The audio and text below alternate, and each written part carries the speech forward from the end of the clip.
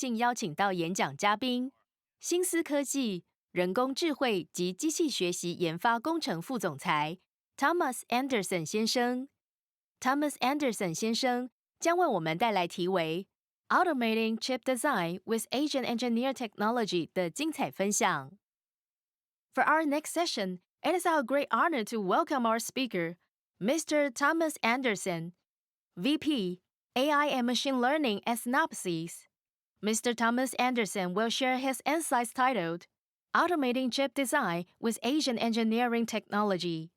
Ladies and gentlemen, please welcome Mr. Thomas Anderson. Right, okay. Hello.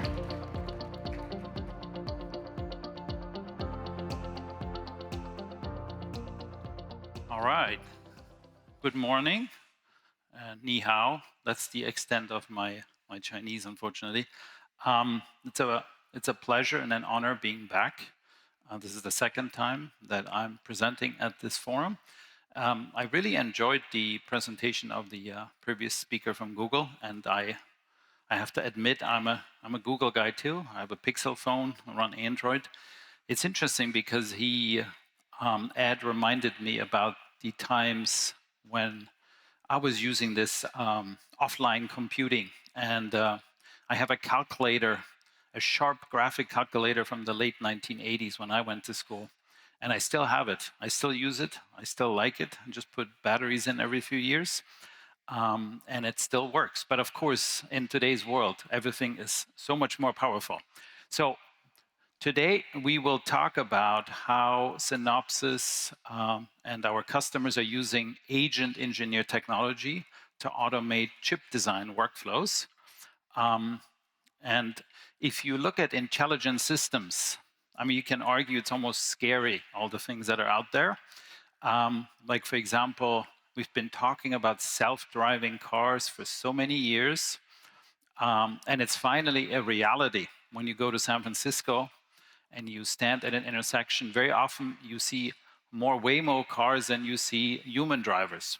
I personally like it. In fact, when I drive in San Francisco, I feel more comfortable because I know that the automatic cars, they are very likely to not make a mistake and crash into me. So I actually really enjoy that. So really, you have intelligent systems everywhere, and you can expect that pretty much everything that is done by humans will be automated to a certain degree. Now, what is the key to achieving that? One of the keys, of course, is designing the integrated circuits that go into all this technology, whether it's data centers, self-driving cars, cell phones. And in order to do this, you need EDA software.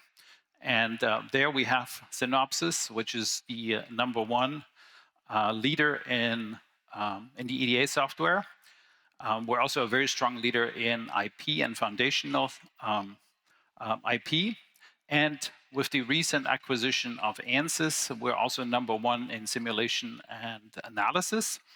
And we spent quite a bit of time integrating the technologies from both companies to make sure the multi-physics engines from Ansys are being used in our Synopsys EDA tools. And I'll later show you some interesting demos that also talk about how you can use agent engineers to automate simulation. So these are some examples of some of the most recent and interesting, like what we call super chips. Obviously, NVIDIA Vera Rubin, that was announced at GTC in San Jose earlier this year. Microsoft obviously has very strong AI accelerators. AMD is another example. What do all these have in common? Well, number one, they were all designed with Synopsys software. And number two, they're incredibly complex. And they're very complex. And at the same time, there is a demand for shrinking design cycles. In fact, most of the companies have now achieved a 1-year rhythm, meaning like it's a 1-year design cycle to come out with the next version of the chip. That still sounds extremely long in comparison to in comparison to, like, say, software design, for example. At the same time, one of the challenges that we have is we actually have a shortage of engineers. And many people are afraid that AI is going to take their jobs, but the truth is we don't have enough people who can do the chip design today. So from that perspective, I think we all should be looking forward to AI making our jobs easier, automating the process of chip design, and essentially reduce the mundane tasks that humans are doing. So when you look at the chip design process, it essentially starts with what we call a chip specification.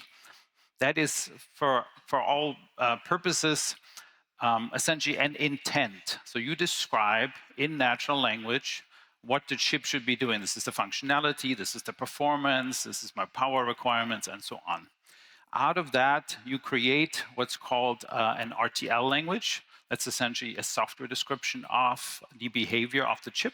That's called design creation.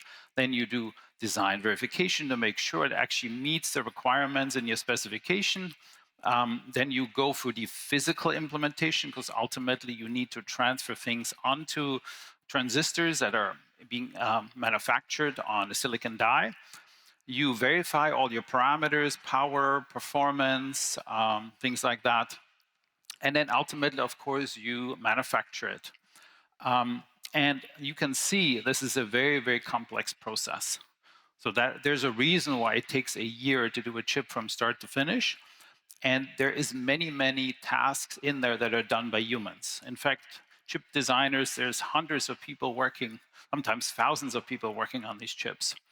And obviously, we're using electronic design automation software, but the human is still a very, very important part of this process.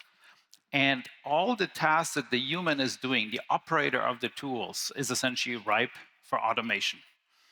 So at Synopsys, we have been working on automating the chip design flow for many years.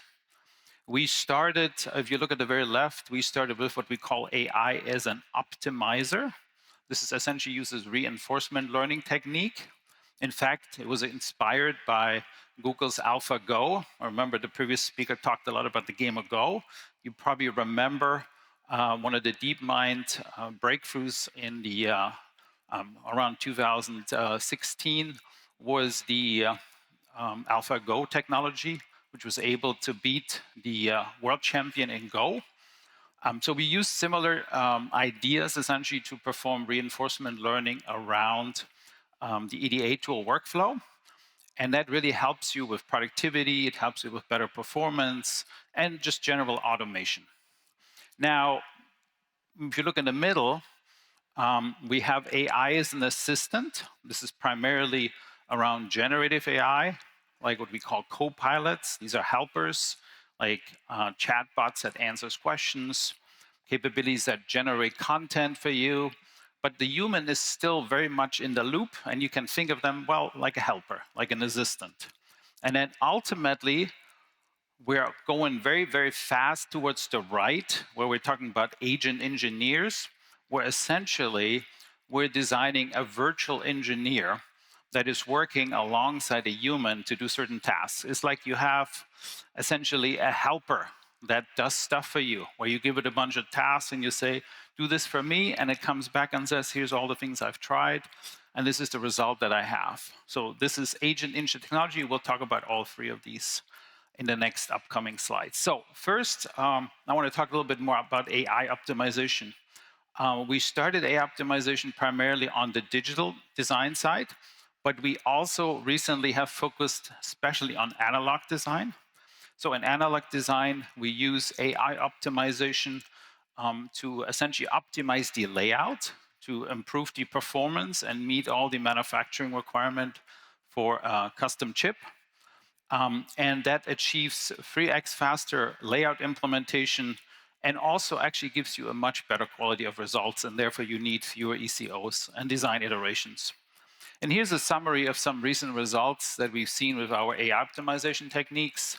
We have verification, space optimization, design, space optimization for digital space, analog, as I just mentioned, as well as in the test space. So these are very, very impressive numbers. And again, this is an AI technique that is being used broadly. You can see all the logos at the bottom that are using that, and of course, many more. And this is also one technique, and it's not to say that one AI technique is better than another. Like, this is just a different problem space, and this is where reinforcement learning really works. And then there's other problems where generative AI works. So if you look in the middle column, we have what's called Synopsys Copilot, and that Copilot essentially does helper functions for you.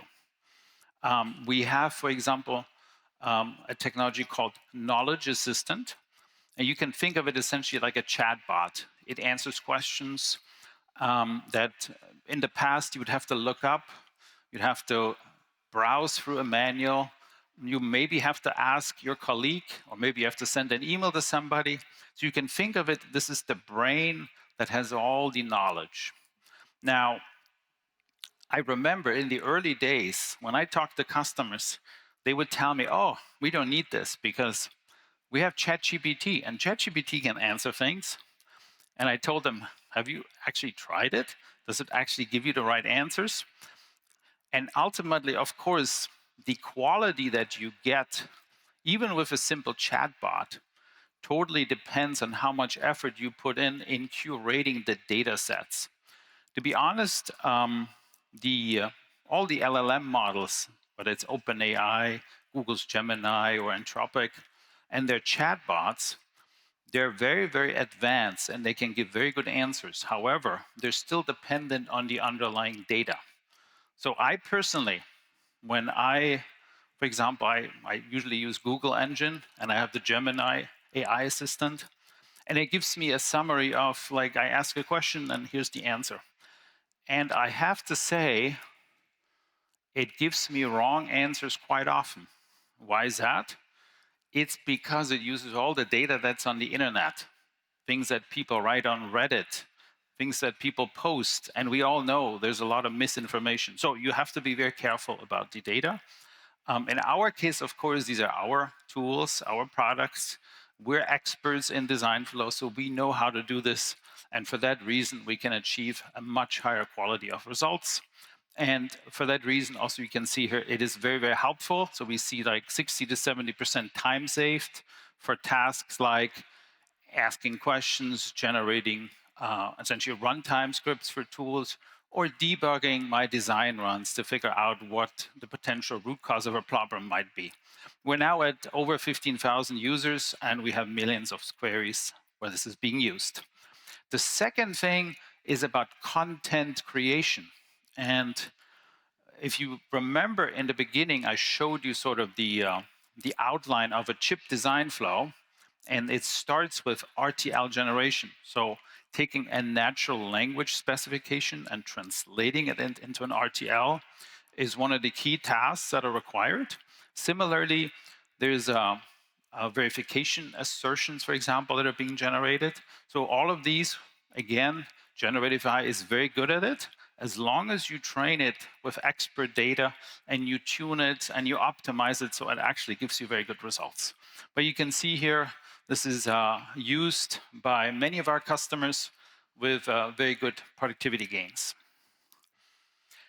Now, let me come to the actual agent engineer, which is also what we call AI as a colleague, because it essentially is like a virtual engineer that helps you. And I remember it was already a year ago when in one of Jensen's keynotes, he talked about having essentially a human expert that is supplemented with engineers, virtual engineers that are helping him and do these things. So that's exactly the idea behind Agent Engineer, where you essentially take all these tasks in the chip design flow and you optimize them through agentic technology.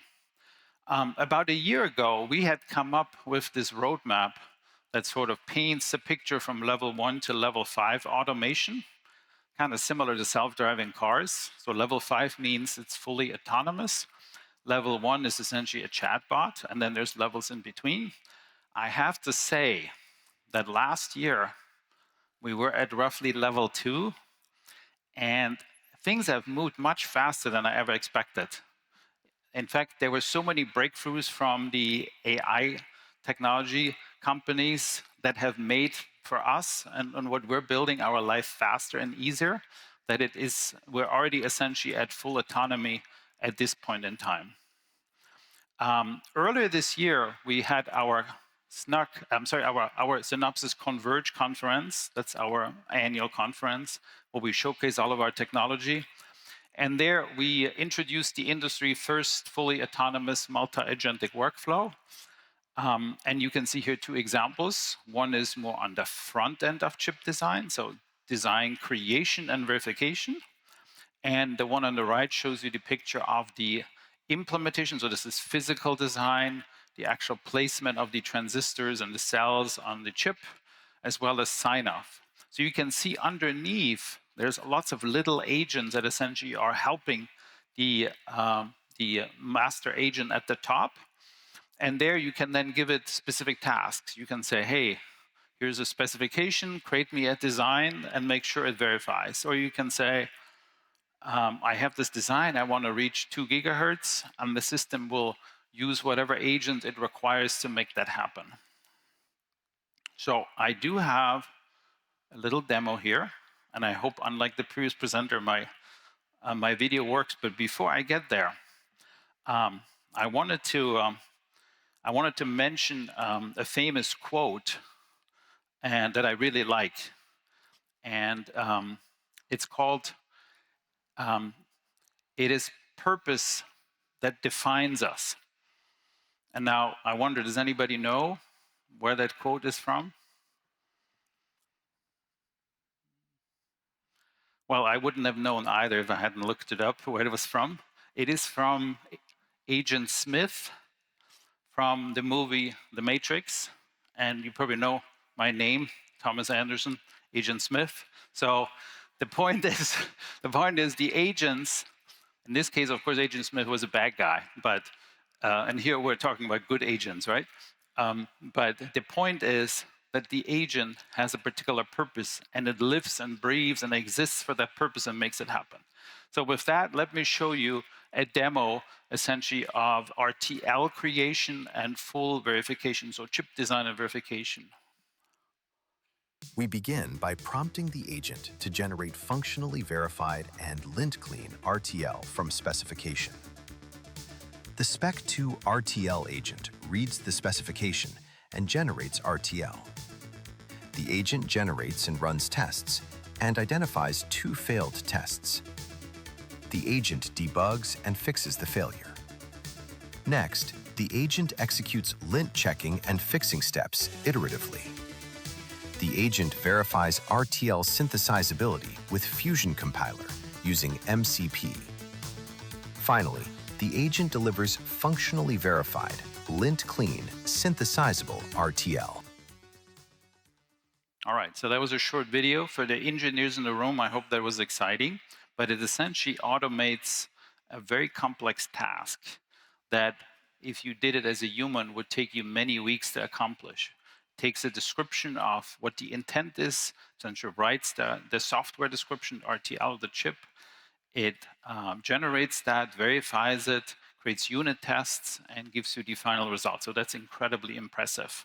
I have another one in a domain that's more complicated. So this domain, since it's all language-based, is actually kind of similar to software code generation. And we all know everybody's using agents today to generate their C++, Java, or Python code. But in the physical domain, it is much more complicated, because in the physical domain, I need to analyze images and I need to look at like physical parameters to make choices. So here's another short video that gives you an example. Here we find thousands of congestion violations. The agent first analyzes congestion map and report data. The agent then analyzes internal tool data to root cause these violations. Then the agent creates a plan of attack. The agent finds the root causes of violations and orchestrates the steps for resolution. Congestion issues are now resolved, and the routing layout is clean. Now, the agent runs Foundry sign-off rule deck checks and finds several additional violations to address. The agent comes up with a plan for resolution and implements the fixes, and delivers a final layout free of DRC violations and ready for tape-out. So I would argue, in comparison, this is a much harder task to do because it's not just creating of language constructs. It needs to analyze image maps, it needs to analyze certain reports. You could even see at the very end, there were so-called DRC markers that are defined by very, very special boundary rules. And the way a human would do this, he would look at it, he would look at the layout and says, oh, I know I need to go and adjust the shape manually in the layout. So it's a very, very tedious task. But the system that can actually learn from what we have taught it, and therefore it can automatically resolve all these issues. So you can argue that with this type of technology, the human is essentially free to do more creative work because a lot of the task of setting things up, debugging things, figuring things out, why it's wrong, what needs to be fixed, are essentially can be delegated to an engineer, an agent engineer. A third example I have here is more in the world of analog design. And analog design is almost like magic. So analog design, unlike digital design, is heavily manual. And there's experts in the field for decades that know precisely how to generate a particular op amp or band or amplifier. And this knowledge, of course, needs to be extracted from their heads into a system. That's exactly what we're doing at Synopsys. And let me just play this video as an example. There's no audio, so I'll be the speaker. It essentially, what you, in this particular case, you have an existing design and you want to migrate it to a new technology. So it first takes the schematics, it converts it to the schematic for the new design, and then it comes up with the optimized layout. It creates the routing between the individual transistors. It checks things like power routing network and all the correctness and comes up with a completely synthesized layout that meets your performance requirements. So that's incredibly impressive because this is a super manual task. And the last thing I have is more from the analysis side. So now we're going away from chip design. This is an example of a so-called meshing agent in the mechanical simulation where you say want to simulate certain parts for stress. Of course, there's also an application for chip design, like especially in the 3D chips. But one of the complex tasks you have to do there is you have to figure out how to create your mesh for these complex shapes so that the finite element analysis can essentially do its analysis job. And this agent engineer comes up automatically with this optimal meshing and gives you the results automatically. If you have been to the keynote from Jensen, you've already seen this slide. And it's a pretty busy slide. I remember Jensen is always joking about that he loves busy slides. This isn't even one of the most busy ones, but it's an important one. So we obviously work very, very closely with NVIDIA as our partner to develop all this technology. You can see at the bottom, we don't just focus on the front end, like chip creation and verification. We look at the full entire flow, physical implementation, sign-off, manufacturing, analog design, even architectural design.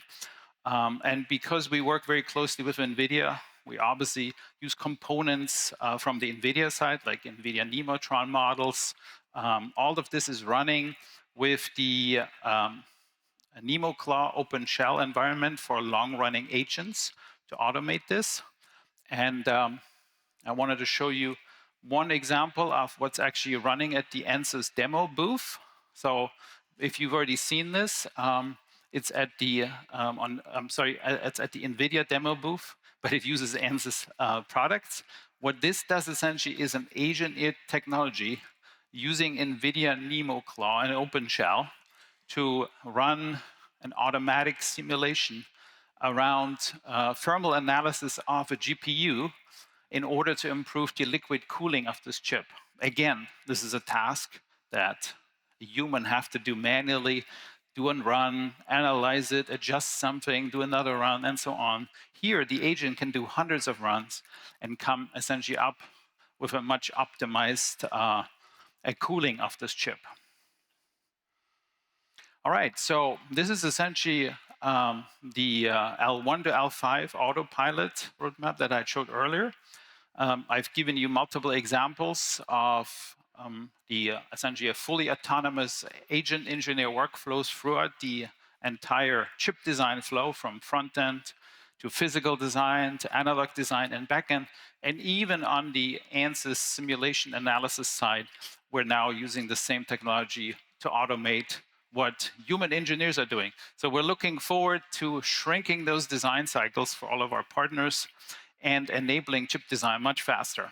Thank you very much.